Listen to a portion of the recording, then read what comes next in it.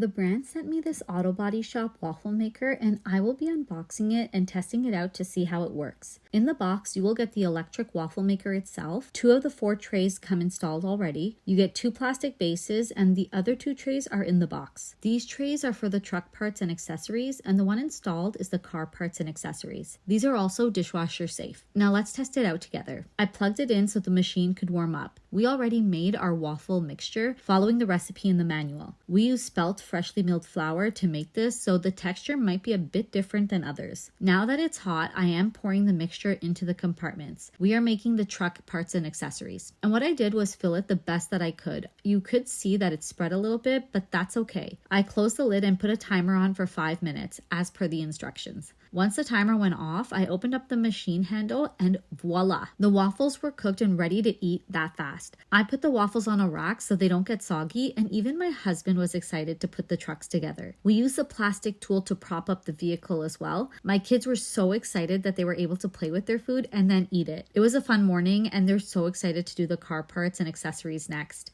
This is a great gift idea for any home that has young kids and maybe even adults.